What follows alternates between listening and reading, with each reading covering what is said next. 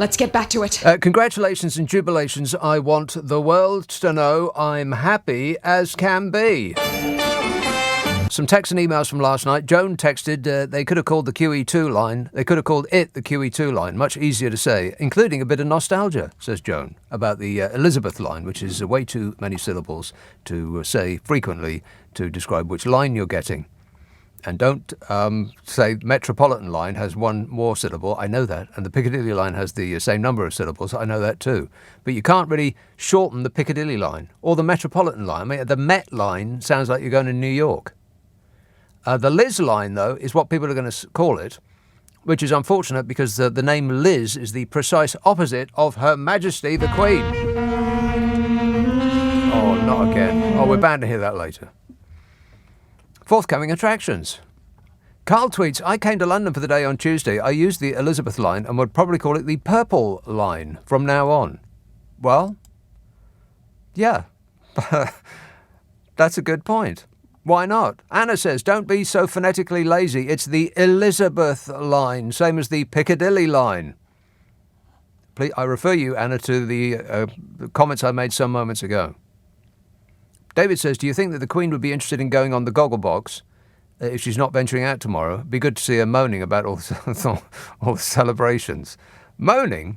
What's to moan about? What with the bunting and the flags and, the tune? Oh, please. No, we'll hear that later.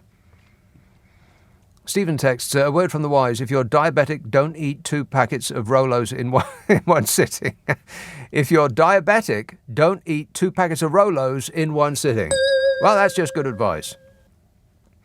Somebody should tell Steve Allen. Simon texts, regarding UBI, that is Universal Basic Income. We were talking about this yesterday. It seems like a pretty good idea to me. Why not give the money to the people rather than give the money to, say, the banks to loan to the people, which seems to be the way of the world. Yeah, let's give the money to the oil companies and help them to clean up their mess after they've made all that hot, delicious profit. And then by economic means, the wealth will come trickling down on the upturned faces of an expectant public. Or not, as the case may be. If you just give it to the people, they'll spend it on stuff. And the money will virtuously circle around the economy.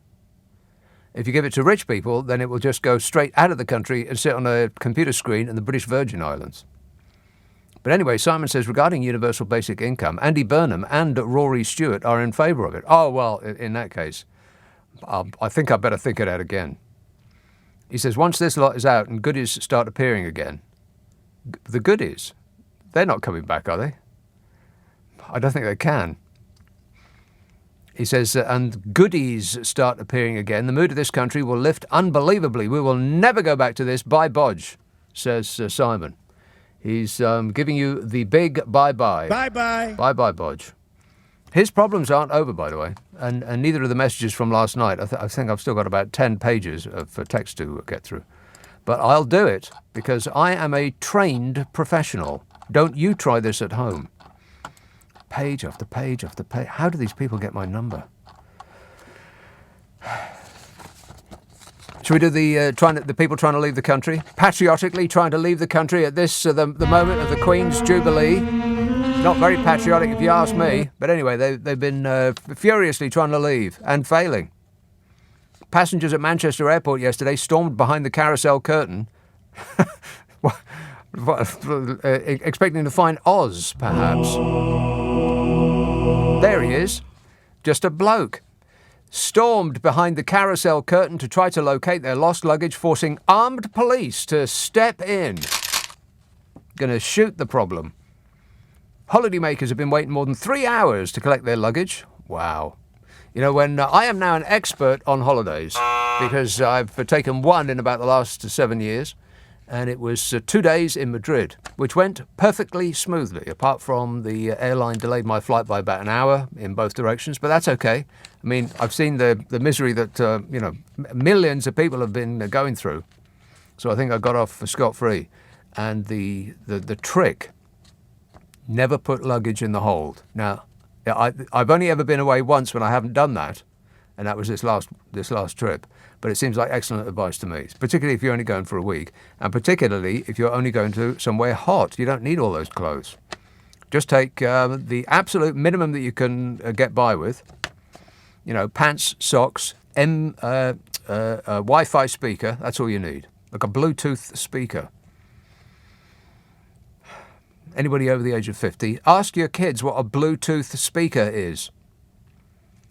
Travel plans have been thrown into disarray for the 6th day running after an awful week of flight cancellations and painfully long queues as the staffing crisis continues to cause mayhem at Britain's travel hubs. Mayhem. Really?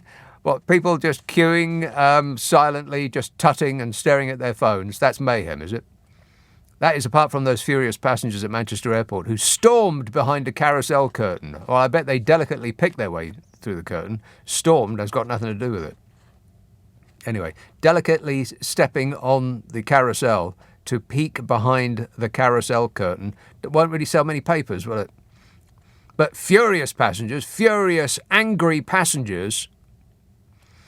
It's like every story about the royal family, or indeed any other celebrity, particularly in the Mail Online, who are especially guilty about this. The fans go wild. I mean, the one today or yesterday it probably was royal fans go wild as 2 royal children peek into Camilla's handbag. Really? Did they go wild? Were they like running around in the street, freaking out and pulling their hair? Were they screaming and shouting, jumping on cars? They went wild because 2 kids peeked in some woman's handbag? I say the standard of journalism in this country... Disgusting. Well, that was close. What I was going for was... Dreadful. Yeah, the standard of talk show hosts in this country... Dreadful. Don't ask me about talk show hosts. I don't know anything about that. Travel plans thrown into disarray for the 6th day running. Mayhem, have you heard? One group of returning passengers at Manchester Airport's Terminal 3 took matters into the... Does the Manchester Airport really need 3 terminals? It seems overkill, doesn't it? They took matters into their own hands and furiously climbed behind the plastic curtain to get their baggage after serious delays. One woman said by the time she reached the baggage hall, there were hundreds of people waiting and luggage had been left everywhere, all over the floor, with some bags dated from May 27th. Her conclusion was that they had been there for days. No, actually this was May 27th, 2021. Michael O'Leary, Ryanair's chief executive, said defence personnel with experience providing security should be drafted in for the next 3 to 4 months to help ease the ongoing travel disruption at airports across the country. Yeah, they could help the travel disruption by shooting it. I can't believe it was so easy for me to get in and out of the country. I picked a window of opportunity. I had no idea. I just got, sheer dumb luck. Because either side, misery, mayhem, furious anger. Britons returning from their holidays have complained of 3-hour delays at baggage reclaim and abandoned luggage left in stacks at Heathrow. Travellers have also said that their luggage has been diverted to another airport. Oh, no. Oh, Struth. Some people's bags had a better holiday than they did. The reason for the ongoing chaos? Can you guess? A 2-syllable word beginning with B. Anybody? Anybody at all? The reason for the ongoing chaos has been due to an aviation staffing crisis. Recruiting for roles such as, including but not limited to, security staff, ground handlers, check-in staff, has absolutely nothing to do with Brexit. Goodness me, no. Why would anybody say that? Yes. His travails continue unabated as well. I'll get to him in a minute. This was such a campaign online on Twitter. As he exited the car yesterday, the crowd, as with one voice, said, "Hip hip!" Boo! And people have been bending themselves into pretzel shapes trying to find a way to tell us that they weren't booing, they were cheering. You know, like a Bruce Springsteen concert. Bruce. Sounds like booing.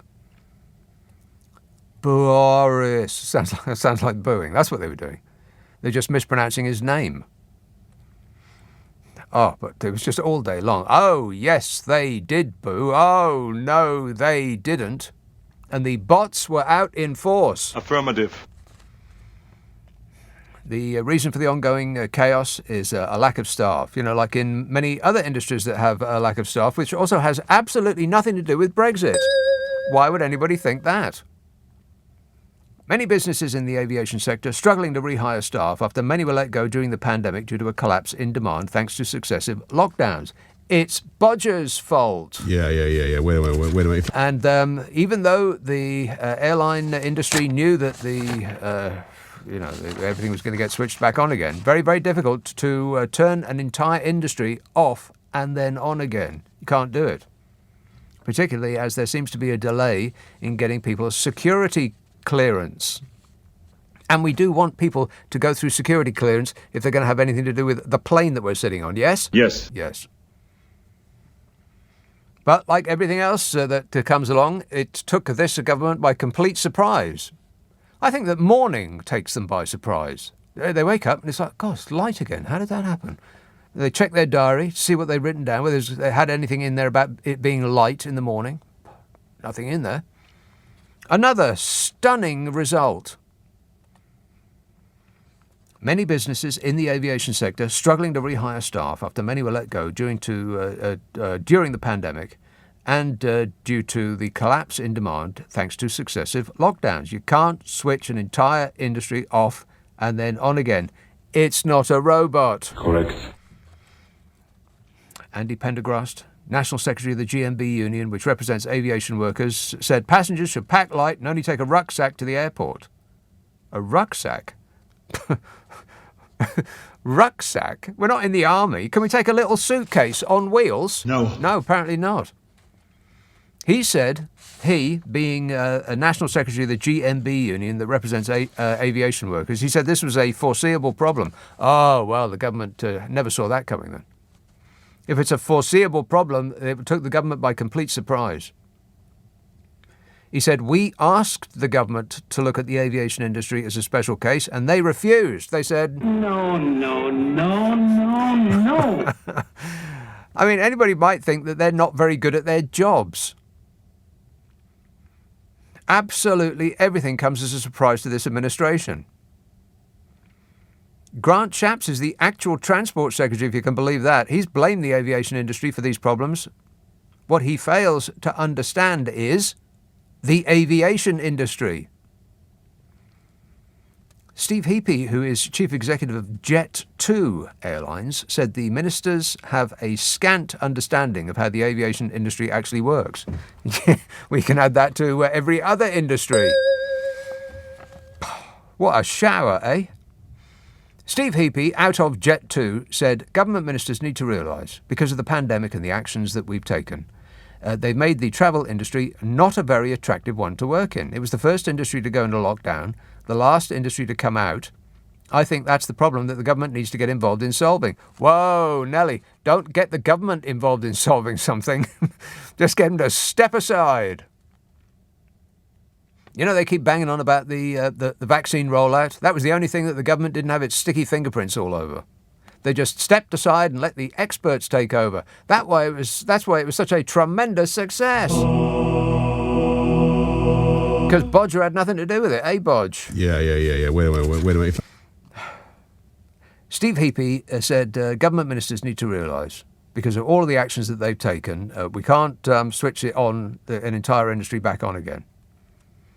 Jonathan Hinkles, Chief Executive of regional airline Logan Air, said 6 months ago we were still in the throes of travel restrictions and a terrible winter for the entire aviation industry, not least because furlough support had ended 2 months before. Many companies could not recruit team members without knowing for sure that the jobs could be safeguarded. He said the issues we have as an industry require a concerted and collected effort across airlines, airports and government to fix them. Oh, no. Well, you're in trouble then, mate. They don't do fixing. No, but, these are just the opinions of people who actually run airlines. What do they know about the airline industry compared to Grant Shapps, who once travelled somewhere in a plane? But don't take their word for it. George Morgan Grenville, chief executive of Red Savannah Luxury Travel, said, "It's an unfortunate perfect storm, and airlines and airports are trying to ramp up again after the pandemic." He said the travel industry is not an industry that can be turned off and on again. It was inevitable. It was going to take time. He said, "My feeling is I don't think we're going to see a problem-free summer by any stretch. If it's as bad as it's been purported to be, I think you'll get a lot of very upset people." That's right. People that wanted to celebrate Her Majesty's Jubilee by ignoring it in another country are being forced to stay here and celebrate it in this one. Oh well, better luck next time. 0345 6060 973. Text 84850. Email nicka@lbc.co.uk. If you're on Twitter, it's @LBC. Friday, Saturday, Sunday night at 10. Nick Abbot, LBC. Everything is going extremely well. You bet it is. Devlin tweets, or these are tweets from last night, so tweeted. Have you heard the new research found that drinking heavily may be the key to staying happy and healthy in later life? To think, living life as a liver-punishing loafer, pickling myself senseless, and I've been a health freak this whole time. Booze. I did see that. And that research probably didn't really find what the journalists wrote it up as having found. Because the glaring gap in that story is that, of course, a lot of people who drink heavily don't reach later life. They die because of the whole drinking heavily part. But if you have the sort of constitution that allows you to drink heavily and stay alive for a long time, then yeah, you might report that you have a happier life than those who are abstemious. But journalists who don't understand, medical publications, they will take what they think is the big headline from it without really understanding what it is that they're writing about, and then they'll make that the story. But that's not. I would guess that that's not what the researchers were actually trying to put forward. That drinking heavily actually leads you to be happy and healthy in later life, because of that whole drinking heavily might kill you before you reach later life. You know, like those people that you see. Every now and again you'll see somebody on the news. So I'm 110 years old. Really? Have you done that? Well, I've smoked 40 a day and I only drink whiskey. I don't eat food. That's not a recipe for a long life. That just happens to be... like Keith Richards, for instance. Don't try and live your life like Keith Richards, thinking that you will live that long. Rock and roll is absolutely littered with people who tried to live their life like Keith Richards and died when they were 27. That seems to be the magic number. But yeah, I did see that, and it was interesting that a newspaper and researchers actually had the nerve to put out something opposite to what you normally hear about booze. Is that, well, if you smell a glass of wine. A small, thimble-sized glass of wine, if you smell it once a week, then that's okay. But more than that, big problem, huge. Pete says, an old saying, every pound comes from the ground. The workers either mine it, farm it, drill for it, or fish for it, and much more. We give it to the rich via the city, the banking, insurance, and government, etc. We hand it over to them and hope that they trickle it back. And then a bunch of emojis, which I won't describe to you. Because, I don't do emojis. I'm not 12. Stop communicating by little cartoon faces. Just stop it, people. Every pound comes from the ground. Ali texts, this failure of trickle-down economics is why I've thought for years that the massive national lottery payouts and rollovers need sorting. Less payout but more winners would be worth paying for. Nobody actually needs the jackpot millions, but thousands of people could have a better life every week with a win of a few grand. Well, nobody needs £100 million, particularly nobody who has not had £100 million for a long time already. I mean, if you have always had £100 million, then you would probably think that you need it, because you would have your lifestyle would have expanded to encompass that amount of money. But if you've never had £100 million, if you've never had £1 million, then what are you going to do with £100 million? I mean, it just doesn't make any sense. Not really. I mean, what are they going to do with it? They've got no clue what to do with it. So what they'll get is some financial advisors. Oh, no. They'll be around them like flies. And they'll start freaking out about how much money they've got and how to, maintain that amount. And they'll be up all night fretting about losing it. If instead of giving one person 100 million, you gave 100 people 1 million, then that would be immeasurably better for the economy, apart from anything else, because people would spend that money. If you got 100 million, what are you going to spend it on?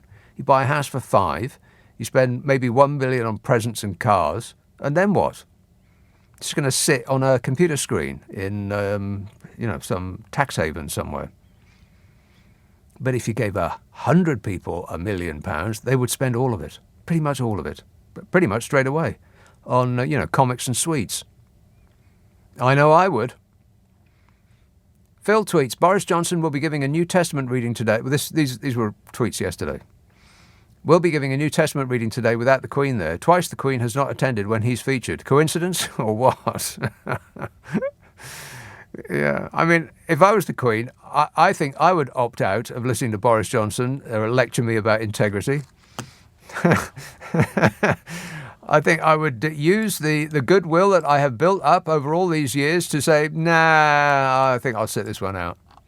You go ahead, Bodge. You tell us what you think about integrity. Yeah, and see if we believe you. Chris says, why do they celebrate the Queen's birthday on the 2nd of June when her birthday is the 21st of April? Do you know, as you know everything? Actually, was it the 2nd of June? Was it her birthday on the 2nd of June? I don't think so. No, I don't think so either. I mean, not that I've been paying that much attention.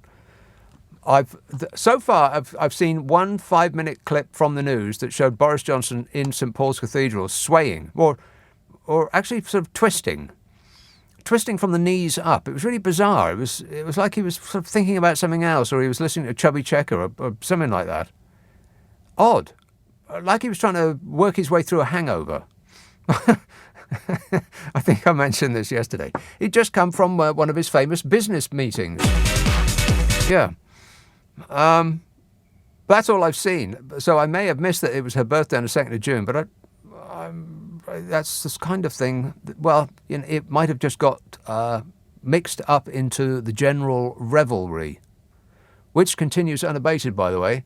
If you're thinking about driving into London... Warning! Just think again. Don't do it. Actually, walking around London is pretty difficult. I had to walk about a quarter of a mile just to cross the Strand. I don't know why it's impossible to do that, why they put so many barriers up. And they're not small barriers either. They're like 10-foot tall walls. It's like they built a wall either side of a major thoroughfare in order to stop people walking across it. What's that about? No idea. Bizarre.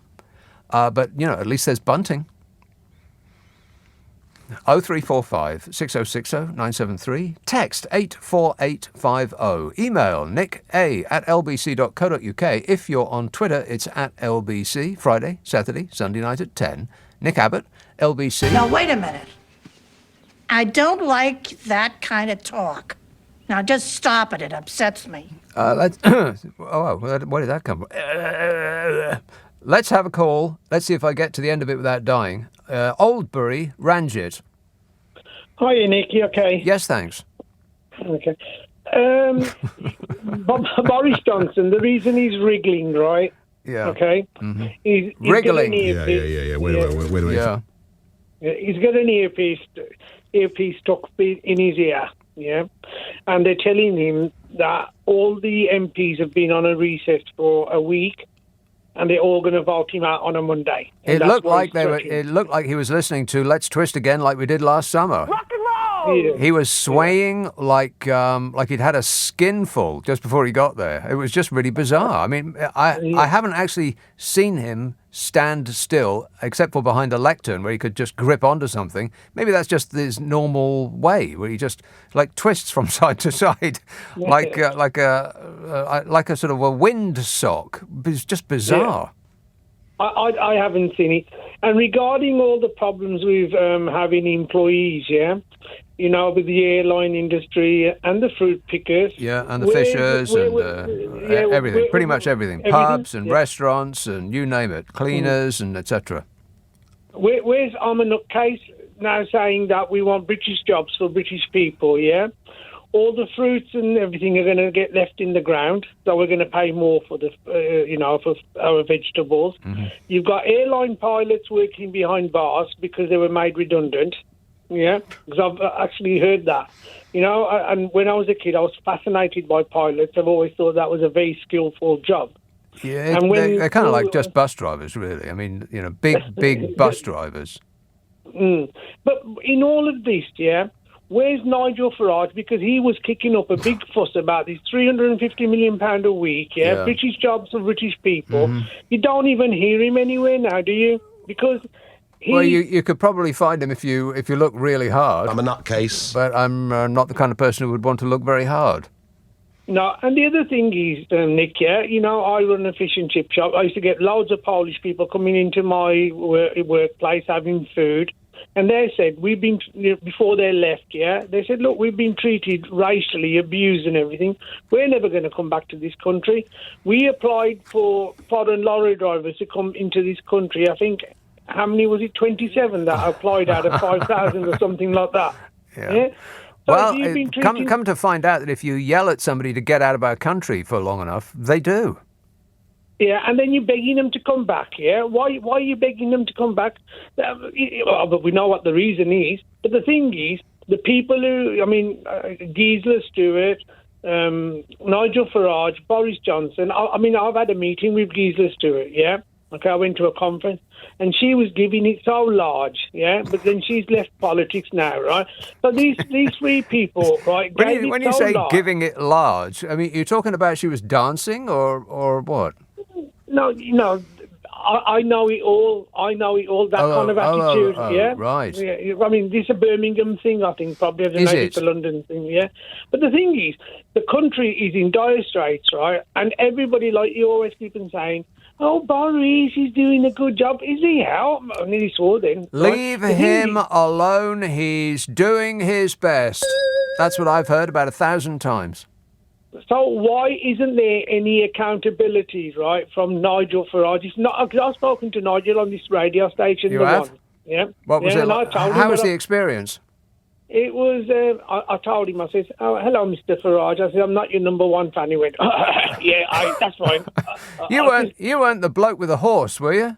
I'm immensely grateful to you for everything you've done in British politics over the last few years. I used to be an ardent Remainer. I voted Remain. I believed in the European project. Mm-hmm. I believed that staying in the European Union was the best thing for us. And then something happened, and something monumental happened. It completely changed my opinion on the whole situation.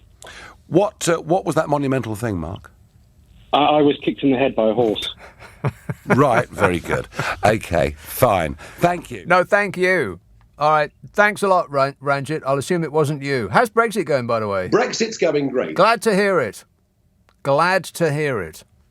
Because I was worried about it there for a moment. Fortunately, it's going fantastically well. Tim texts, you are so wrong about yoga. I was talking about yoga last night. Somebody called in about they had sciatica. They were explaining it to me. Whinging and whining and moaning. And I said, don't even think about or don't contemplate for one single second yoga. You might as well use yogurt. I'm 62, says Tim, and just over a year ago I joined a blokes yoga club in the wonderful village of Wisborough Green. Well, I think wonderful is probably pushing it a bit, isn't it, Tim? He says it's online 3 times a week and in person on a Tuesday.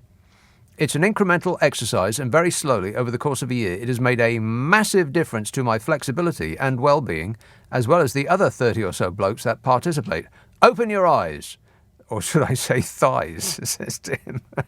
No, Tim, you shouldn't. No, I tried yoga once. It was the most painful experience of my life. No thanks. On that subject, Ali says, I had sciatica twice, very badly. It's often caused by a bulging disc in your spine, which presses on a nerve, which results in a pain down your leg. In most cases, it resolves in a few months, but I needed an operation and it's fine. My advice is don't suffer it for long. The best way to find out what's going on is an MRI scan. That's the machine that goes... it's just such a fantastic sound those things make. Shame you have to be sick-ish to be stuck in one. It goes boom, boom, boom, boom, boom, boom, boom, boom, bah, bah, bah, bah, bah, bah, bah, for about half an hour. They're great. Max says, I had a seizure in February. If I attend Dream Machine, will it finish me off? Okay, this was something else I was talking about last night as well. It was, you remember the Festival of Brexit? Yeah, no, of course you don't, because there wasn't one. They said that they were going to have one, and then even though they had an entire ghostly hat stand on the case... I don't know anything. They couldn't figure out anything to do with Brexit to celebrate, other than, missed opportunities, which don't translate well to a celebration. And so it got taken over and is now called Unboxed, which has got a lot of interesting things going up and down the country. You should look it up on the World Wide Web, see if there's something near you. And I went to pretty much the only one that was in London called Dream Machine with one M in the middle, and it's wild. And yes, Max, it probably will see you off. You have to sign a giant long form to... I mean, it's almost like they're sending you into space. They ask you so many personal questions about your health. But it's definitely worth it. Trust me. Except for you, Max. You're not allowed. Jane says Dream Machine has already been to Cardiff. It was amazing. Groovy. That's what she said. Maidstone, Joan. Hello there, my dear. Hello there. I'm 91 years of age. 91. Well, yeah, happy birthday. Anyway. Is it your birthday today? No. Okay. But always you play the jingle or something. Right. Anyway, something very, very serious. We were very upset last night as regards the people queuing for the food. Oh, yeah. Prince Albert, who is German and consort to Queen Victoria. Right. He didn't just weep about it, he did something. And I wish to heaven he was here today. What did he do? What he did when he saw the poor and the destitute, he said they need education. And so what he did, he started things like the British Science Museum, the Albert Hall, things which would inspire them, and with science and everything, because he said that they've got to have a vision. That man worked his socks off trying to raise up the British people, and he wasn't even English. Well, he was great. It's an education, this show. Yeah. Isn't it? It is, every now and again. Because what he did was he worked himself to death. He helped design things like the Crystal Palace. The rich pay for it, the poor get in for free. This was what he did. He inspired people, and we became, raised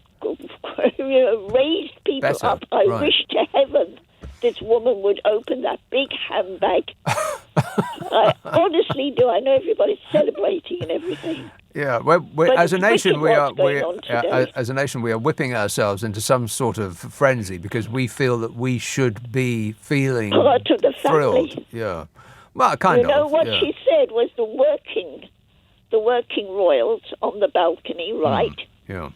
To my mind, Harry and Meghan, what they're doing is bringing nations together. Well, I'm not sure that that's true. Bringing nations together? Which nations are you talking about? America and England. Oh, right. But what I'm saying is that the term working, visiting people, being do treated... they regard it as a work? Well, I think so, yeah. I mean, that's what we're invited to believe, that chatting is work. Yes, but well, this is it's more than really- work. It's duty, and I raise a finger of complaint about that word because nurses go to work. Nurses don't do their duty, No, and neither do they get paid £80 million a year for doing it. no, I really think, that people really ought to know, because all this thing going on tonight, I was watching it, Oh yeah. and it was great and magnificent and that, but I bet we paid for it. Well, if not directly, then certainly indirectly, Joe. Yeah, All right. Okay. Cheers, my dear. 0345 6060 973. That was in reference to some comments I made yesterday because I passed the queue of people who were queuing up for a meal. And I know that they have a group around their... they come regularly around the Strand. And there's normally... whenever I go through, there'll be like a lot of people there who are eating, but I've never seen them queue up. So maybe it was just a different time of day that I was there. But there was about 200 people. And what really sort of stopped me in my tracks was how they looked, because they didn't look like the undeserving. They didn't look like people who, just drank themselves stupid all day long, or were there because, they were maintaining a drugs habit or anything like that. They kind of look... The people that I saw, it sort of burnt itself, the image, onto the back of my eyeballs. They just look so kind of defeated. And as though, how has this come to pass? They didn't look like you would expect. We like to dismiss people who have had worse luck than us by saying that it's probably something about them. It's their fault. They made stupid choices that I certainly wouldn't make. We like to distance ourselves from those who have had worse luck than us by blaming them for that luck. If we act on it, then that's one thing, but it's sort of an instinct in us to do that. And none of the people in that line really fit that category. They all just looked like people who'd had some bad luck happen to them, and now they were queuing for their one meal a day, quietly, peacefully, respectfully, one behind the other, about 200 yards. While all around, people were cheering a family of billionaires whose only concern is that the jewels they're wearing are too heavy. It just seemed a bit of a contrast to me coming in. 0345 6060 973. Text 84850. Email nick@lbc.co.uk. If you're on Twitter, it's @LBC. Friday, Saturday, Sunday night at 10. Nick Abbott, LBC. A big sack of monkey nuts. A big sack of monkey nuts, which is a pretty good description of this show. Milu tweets, Dream Machine is almost sold out. You'll have to get less into yesterday's show if you want to know about Dream Machine. It's definitely worth it. This show does get stuck up the internet as a podcast, by the way. We take the news and the ads out, which means it takes less time to listen to, which means you use less electricity, and you still won't be able to pay your fuel bill. But every little counts. It's called Nick Abbott, The Whole Show. Asked for it by name on an internet near you. Dream Machine almost sold out, says Malou. On your advice, I should be standing outside with my best pleading look. Failing that, Edinburgh, which is where it's going in August, I think. Good excuse to visit that much-loved city, says Malou. I haven't been back there for ages. Ages and ages and ages. Does it still look like that? Richard texts, can people booing Bodge at Her Majesty's platitubes be defined as a Brexit benefit? Yes, and stop saying platitubes. I mean it. It's awful. And Desiree says, Boris Johnson is like a disappointing end to a meal. It's supposed to be a luxury sponge and custard, but all you get is an eaten mess with gone-off fruit. You're a gone-off fruit, Bodge. Yeah. Wait a minute. Let's have York. Jan. Hello, Nick. Jan, how are you? I am great, mate. Very good. I was just wondering, what do you think of the Tree of Trees?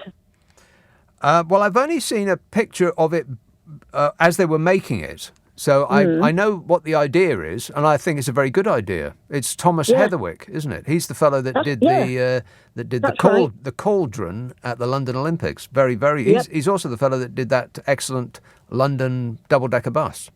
Yeah, that's right. Yeah, I think it looks very good, and it's they're all going to be planted in different places, aren't they? When are they? The Jubilee spin. Yeah, right. 350 trees in those pots.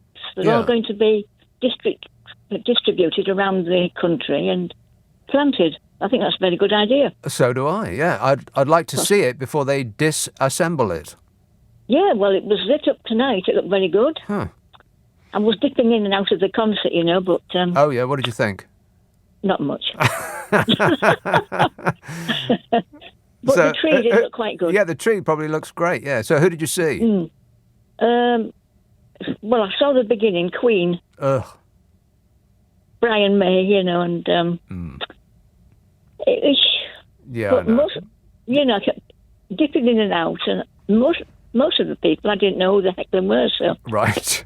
I probably wouldn't be able to help you there, Jan. I wouldn't have any idea who they are either. But I do know that Queen isn't Queen if they haven't got the lead singer, who is unavailable at the moment. Yeah. Exactly, yes. Yeah. And the Queen's official birthday, I've just looked it up. Yeah. And it's in June because they thought the weather would be better in June. Right. Because it coincides with Trooping the Colour, So when in June. Right, when in June? It's usually at the beginning of June, isn't it? Usually. Usually. What? You mean it isn't on the same day every June? No, it's always at the beginning of June, but it's not always the same date. Oh, right. This year it was Thursday, wasn't it? I've got no idea. I really don't know. I've kind of tuned out of the whole thing. Oh, God, you're not with it. No. Yeah. No. No, Jan, I am not with it. It's all Trooping the Colour is always on a Saturday, normally. Is it? Yeah. And the tradition was started in 1748 by George II. Right. Well, but that's why it's in June, because the weather's going to be better. Yeah, well, I don't know what smart bod came up with that, but the weather's never better at the beginning of June. In fact, at the end of June, it's always awful, and you know that's true because at the end of June, that's when Wimbledon starts, and the weather's so bad there. Cliff Richard has to stand up and sing to amuse us. Exactly. And Glastonbury. Exactly. Correct, Amundo. Glastonbury does nothing but rain. I know. Yeah, they should have picked July, or maybe June in another country would be better. Spain, for instance. Oh, dear. All right, good to talk to you, Jan. Sorry you were disappointed by that whole, rock and roll! All of that. Yeah, I can't imagine why anybody would be interested in Queen without the singer. Has there ever been a rock band that lost the singer and continued to be successful apart from AC/DC? Other than that, and they went on to staggering success. I mean, it's amazing how successful they are. I think outside of the Beatles, they may be the biggest selling act of all time. It's incredible. AC/DC. It's something like that. They're either the second or the third. I can't think who the second might be if it ain't AC/DC. Because, the Beatles, somebody, maybe Led Zeppelin, don't know, AC/DC. And they lost their singer, of course. I saw the first concert they ever did in this country. It ended in a riot. People were pulling up chairs that were bolted into the floor. They were so, excited, I guess. That's what they were doing. People were thrilled to be there. They weren't, they weren't telling the band to get off the stage. Quite the reverse. But they thought, in order to keep them playing, let's throw chairs at them. The mind of teenage kids. Who knows what they're thinking? They lost their singer and went on to stratospheric success afterwards, having been pretty successful beforehand. But I can't think of any other band that lost their singer that, continued to do it. And Queen, certainly, not for me. It's a no from me. And furthermore... No. Can I squeeze one more in before the news? Let's see if I can. Swindon. Hello, Carrie. Hello. Carrie. How are you? Good, thanks. I just wanted to just give you a little bit of information about Winston Churchill. Information? And drinking, right? Mm-hmm. I don't know if you've heard of a programme called Larry the Lamb, right? Larry the Lamb? Yeah, it's a children's cartoon. Well, it's not cartoon, animated, but... Oh, you talk about Lamb Chop, the Sherry Lewis, to the American? No. No, it's the other one. People mix them up. Lamb Chop and Larry the Lamb. Larry the Lamb is the one where he goes, "Oh, Mr. Ernest, sir." And he's got this dog. Do you remember that? No, I don't, but please don't do that again. No, I won't. Go ahead. There's a guy called Wilfred Brambidge, what does the voices in Larry the Lamb. Yeah. And it used to be on the radio before Winston Churchill gave a speech in the war. Right. And Winston Churchill used to start drinking in the afternoon, and sometimes if he was too drunk to actually read a speech out, they'd get Wilfred Brambidge to read it out because he could do a really good impersonation of Winston Churchill. Right. And nobody actually realised they weren't actually listening to Winston Churchill. Yeah, well, as long as the words rhyme, who cares? But I thought, who would Boris Johnson... Oh. What cartoon character of Boris Johnson have to read his speeches out? Well, I don't know. Would it be Peppa Pig? Yeah, maybe right. Goofy. Yeah, maybe Goofy could do the honours. Yeah. All right, thanks a lot, Carrie. Wow, very, very educational hour, no? No. A little bit. Every now and again, a piece of information slips in by mistake. Yanis texts in relation to EU rules. You remember the EU, don't you? No! Yeah, that's them. Yanis texts, I imported one of those super powerful vacuum cleaners from Germany before Brexit. Unfortunately, I cannot do that now without getting import duties. To which I would say, how many vacuum cleaners do you need, Yanis? I mean, you've already got one super powerful one from Germany, which you bought before Brexit, remember? Why do you need another one? I mean, how many vacuum cleaners does one person need?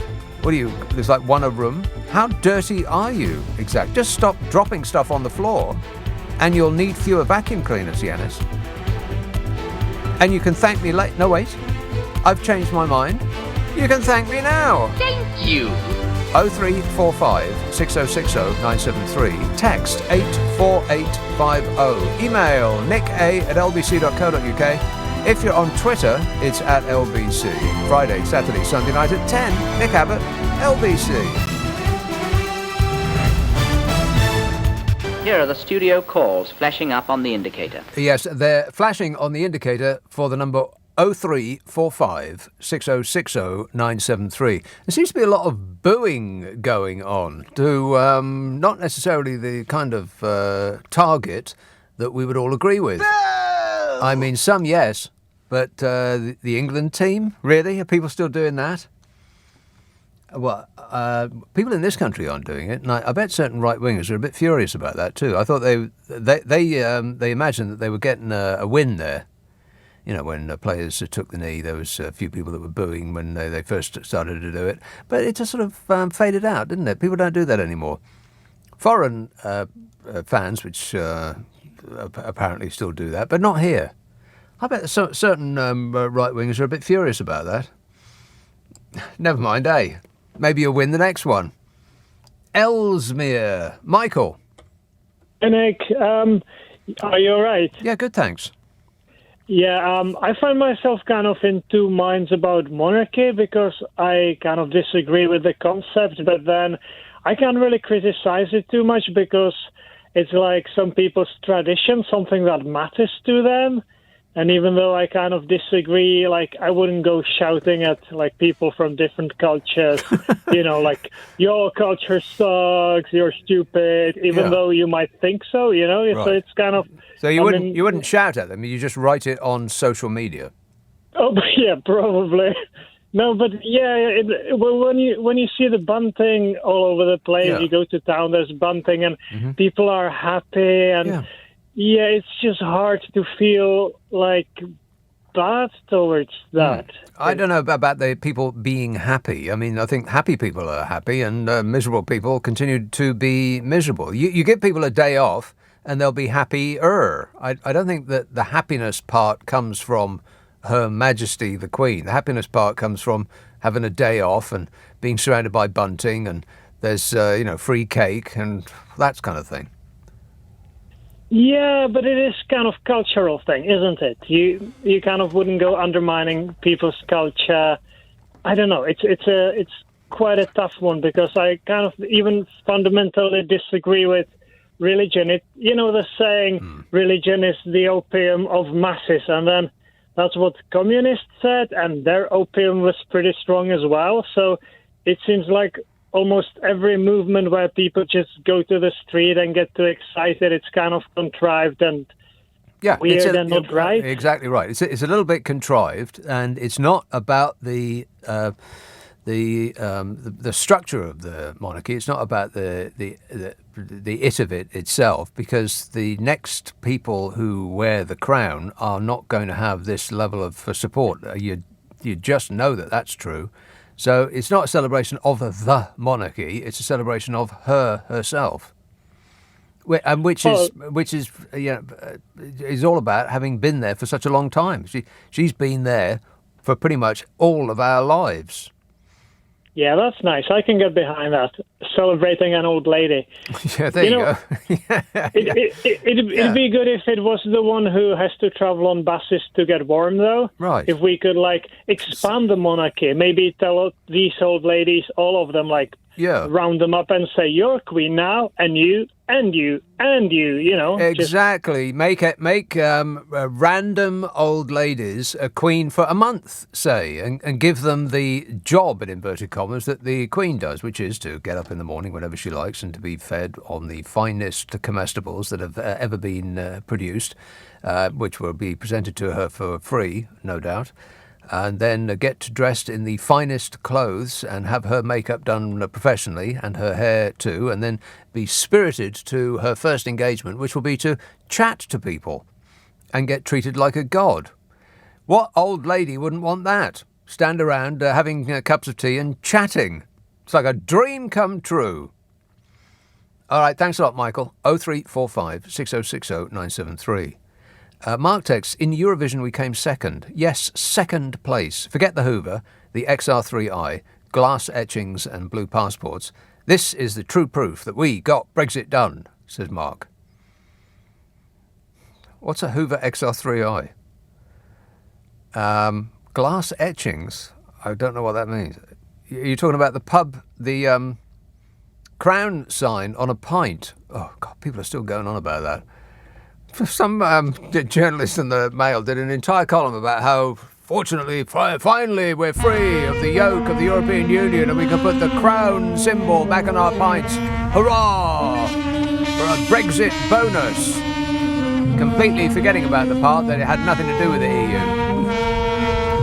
And you can have anything you like on a blooming pint glass, as I was describing in full detail yesterday, when if you go to the bar and you ask for a pint of, I don't know, for Fisherman's Ruddle, or whatever the pint is called, they change their names. I'm sure it's the same beer. They just change the name on a regular basis. And they'll give you a dedicated pint glass with the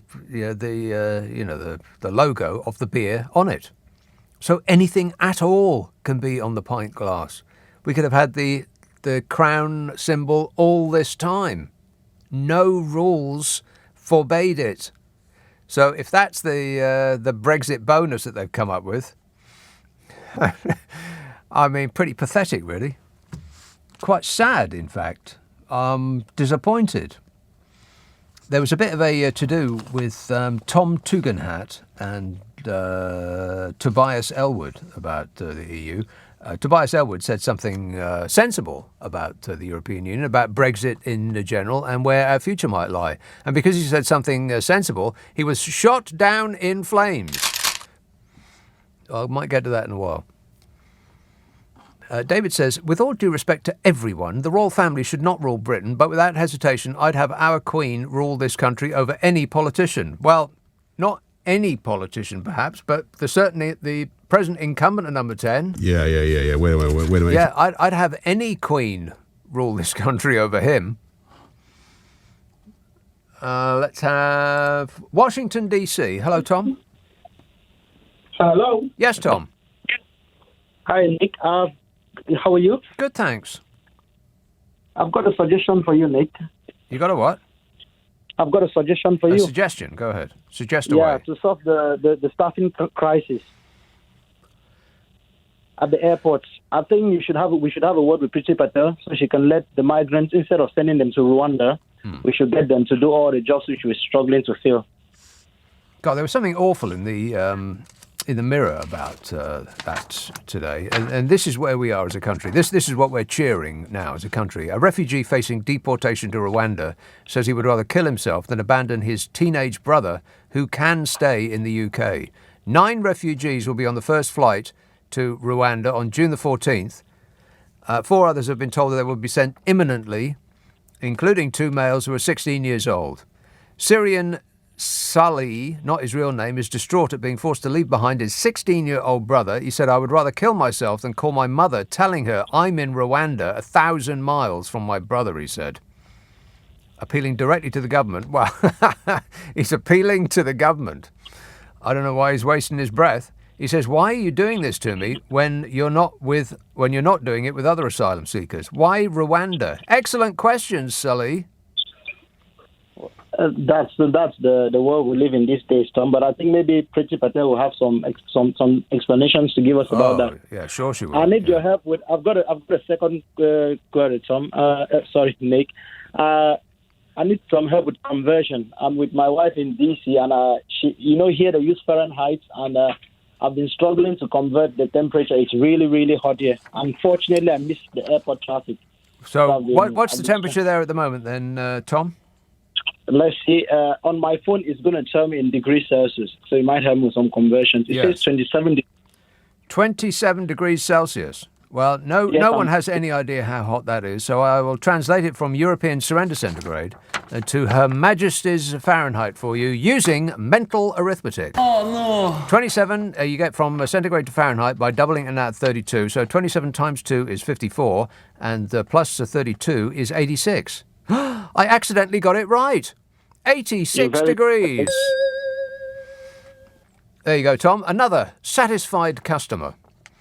86. Oh, blimey, wouldn't that be marvellous? Meanwhile, what we've got here is, I'll check while you wait. Hang on a minute. I bet it's awful. Summer's here already, and it seems to be slipping through our fingers. It says locating, locating, locating. I'm here, you idiot. Oh no. Oh, no.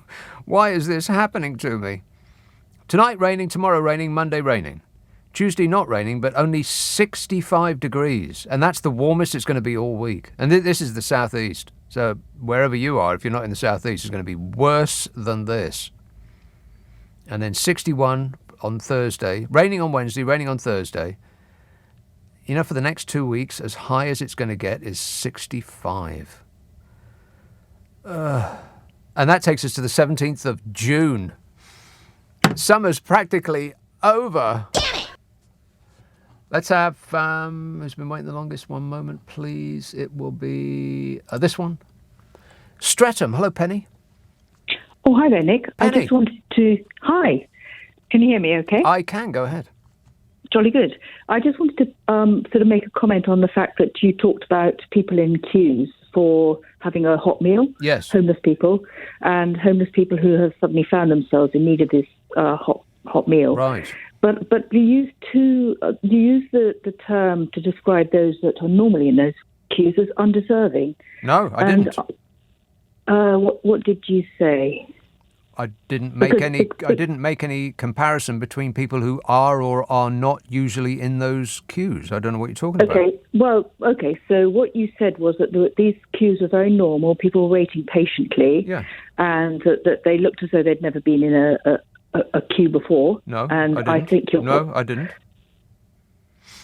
Why would I say that? How would I know whether people had been in a queue before? What a bizarre thing to say. So listening to you, Nick, Penny, you haven't been listening very carefully, have you? Because you've got two things, obviously, that are very that are irritating you greatly about things that I didn't say. Twice you've made that mistake. So I understand that you've called in to complain, but Penny, you've called in to complain about something that I didn't say.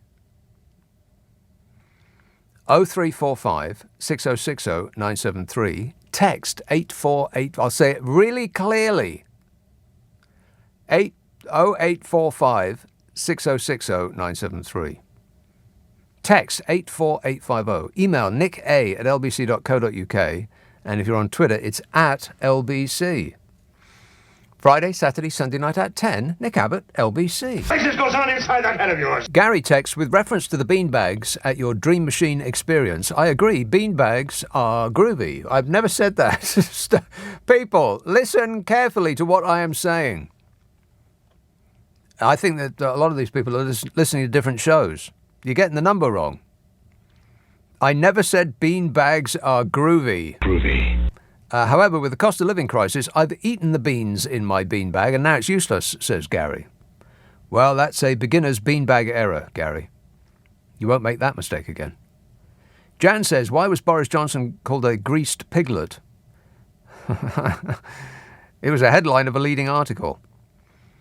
I was surprised to find out that it's David Cameron's description of Bojo's ability to wriggle out of difficulties. I keep thinking that Bojo's no Humpty Dumpty that falls off the wall and can't be put back together again, but we'll soon find out if he's bouncy. I bet he is. I bet he's got more bounce to the ounce. I think it was Funkadelic, wasn't it? Get Funkadelic on the phone, they'll explain it. Rock and roll! 0345 6060 973. Hull. Hello, Tim. Hey, Nick, how you doing, mate? Good, thanks. I feel a bit sorry, actually, mate, for some of these people ringing. Yeah, I do, mate. I feel sorry for some of these people ringing in who say, you know, I mean, there's a guy last night who rang in who said something like, what have we got to thank the Queen for? You know, why should we do that? You know, comparing her to his mother. And I just feel sorry for people. Comparing her to his mother? I feel sorry for him. Yeah, he was saying, you know, I respect my mother. Right. She was washing all every day. She washed my clothes, but I don't respect the Queen. And things. I just feel sorry for him. To be fair, to be fair, Tim, the Queen has never washed his clothes. That's true. Right, and this is what I'm saying, Nick. I find it quite amusing, the depth, or how can I put it, the shallow-mindedness of comparing issues like that to what is essentially a representation of what we are. I mean, look, Tim. I've got warning bells ringing in my mind. Warning! You sound like a listener with material to me. Is there a punchline coming? Do you want to get to the end of it? No, all I was going. I was just going to say that, you know, if we look for a lot of, in terms of where we are with people who want to dissolve the monarchy, and we're looking at Oliver Cromwell, for example. Well, you know, I was going to say, do you know what they did with him after a few years? They made a statue of him. It's still outside the Houses of Parliament. No, mate. They exhumed him. They split his body up, and then they reinstated Charles II. Right. Now, who wouldn't want that? Really? That's how far you're going back, Tim. You to pick a fight. I can't be bothered. I know that must be very deflating for you, Tim, having waited for so long to have a fight, but, you know, I've got other things on my mind. Marcus texts, I flew to France to France and back during the last week in April out of Stansted. No problem getting through Stansted, both there and back. On the way back from landing to getting off the bus in the car park where my car was, including collecting my luggage off a carousel, took 40 minutes. What? 40 minutes? Wow. I've only flown out of Stansted once, and there wasn't anybody there. Mind you, it was a long time ago, but I doubt that it's as full as, Gatwick or Heathrow or Luton or any of those places. Stansted, and it's a fine facility too, or at least it was when I flew in. No one there, completely deserted. It's like perfect. Tom says, I was shopping for a TV today in a well-known shop, and all of the TVs were measured in British inches, not a European millimetre in sight. Then I remembered I've only ever bought TVs in inches, even when we were under evil European rules. That's right. Some things are measured in inches, like televisions and snow, for instance. Waz says, just been to see Men in cinema. Huh? What, do you mean that you've been to see some men in a cinema, or there's a film called Men? Is there a film called Men? I think it's a new film, yeah. Called Men? I've not seen it. Well, I've never even heard of it. Anybody want to go and see a film called Men? No. No. It's a no from me. Anyway, Waz says, I give it 8 out of 10. My girlfriend gave it a -1 out of 10. Also had the first part of my dental implant surgery yesterday, and I got a face like a balloon. Not a baboon. A balloon. That was a recording of a baboon made yesterday, by the way. Men. That sounds the worst name for a film in history. Men. Well, what's it about? Apart from men. Has it got a gun in the poster? If so, count me in.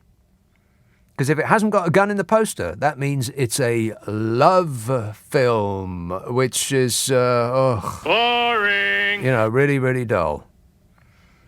If it's got a gun in the poster, that means it will probably be exciting. It's not necessarily an indicator of quality, but at least it will be, it'll have explosions, perhaps car chases, that sort of thing.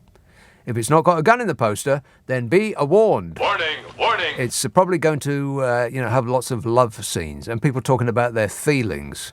Ugh. Oh, I went to see that Top Gun film.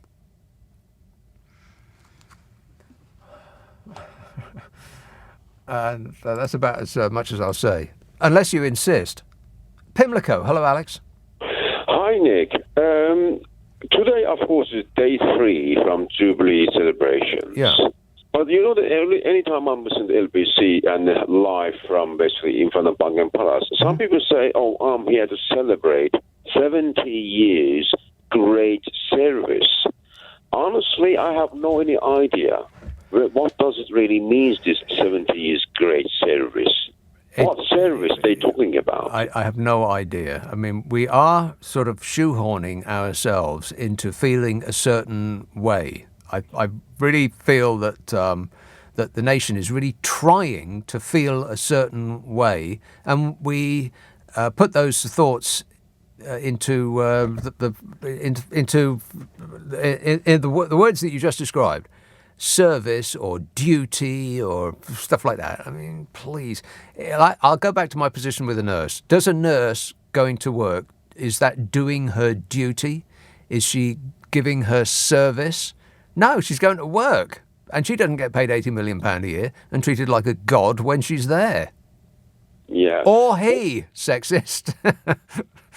Yeah, because, none of them give any... If you ask them, okay, give me one example of this 70 years experience you received. Who received this 70 years service? You know what I'm saying? Just repeating themselves. They have no any idea what they're talking about. No. Who received this service? Where are they? But these are all excellent questions, Alex, to which I have no answer, other than the nation doesn't want to hear it right now. In a week's time, then we'll start talking about it again. But at the moment, we're overdosing on bunting. All right, but then somebody is already camped. They say, I have a planning for 2 years to just celebrate. And I can't believe that. If you ask him why, honestly, you know what you're doing. Well, some people plan for 2 years to go to see Cliff Richard. Some people plan for an entire year to buy Cliff Richard's calendar. Some people are obsessed with certain things, and they plan and they plan and they plan, and it makes their life a little bit more exciting. If that's what they want to do, then that's fine. If they want to sit on the Mall for 3 days before the Queen zips by in a car at 30 miles an hour with their Union Jack flask and their little picnic seat, well, if that's what makes them happy, why not? I just don't want to be dragged into their world. It's not for me. Or you, apparently, Alex. Thanks a lot, mate. 0345 6060 973. Marius tweets, no, not the Purple Line. Let's instead name it after the famous Prince hit, Purple Train. Purple Train. Purple Train. Good idea there, Marius. Keep thinking. Alert me the moment you have another thought. Promise me you'll do that. Sean tweets, the Sugar Babes lost several singers and went on to enjoy a great deal of success. The who? The Sugar Babes? What's that?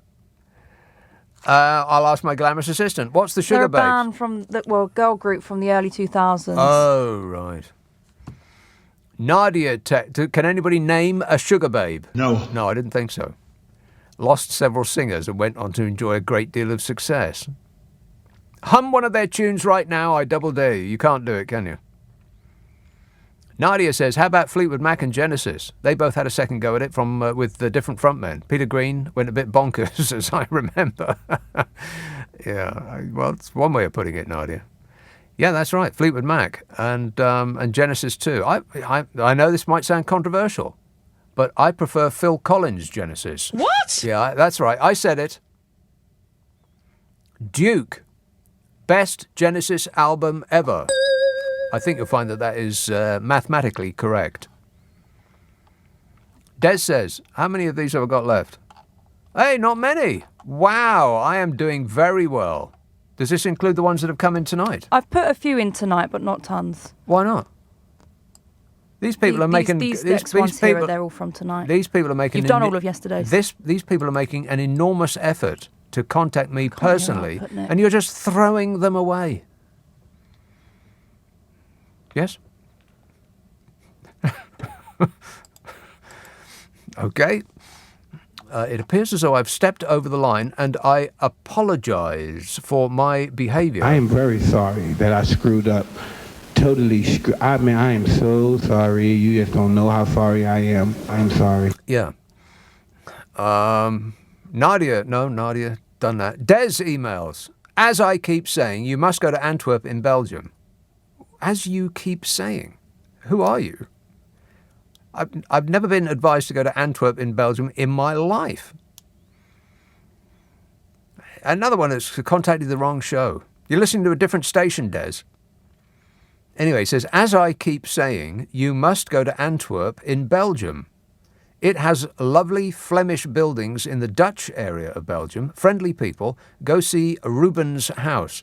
If you don't want to go to Antwerp, go to Glasgow. It's changed completely since you were last there. Glasgow buildings are quite stunning. Glasgow has not changed completely since I was last there. I was last there just a few years ago. Glasgow's still the same, Des. It's still a great place to be. Rains all the time. All the time. And as for going back to Belgium, well, let's think about that. It's a no from me. No. But I do appreciate the advice, Des. 0345 6060 973. Text 84850. Email nick@lbc.co.uk. And if you're on Twitter, it's @LBC. I don't want to go to anywhere that puts mayonnaise on chips. Disgusting. Not for me, no thanks. Right, so what are we doing? Given we're doing a radio show, it does remind me that I do a podcast with Carol McGiffin. Oh, right, yeah. We are taping tomorrow. Oh, right, yeah. And if you have a problem that needs sorting, then just tell us what it is. You can email nickandcarol @global.com, nickandcarol @global.com, and prepare yourself for total satisfaction. It's a helping podcast in which we try to solve people's problems while laughing like seals. Guffawing, we do. It comes out on Monday. It's about an hour's length, long. It's about an hour long. There you go. It's an hour in length, is what I heard. And you can get it on Global Player. It's also available on an internet near you. Ask for it by name. What's your problem with Nick and Carol? I think you'll love it.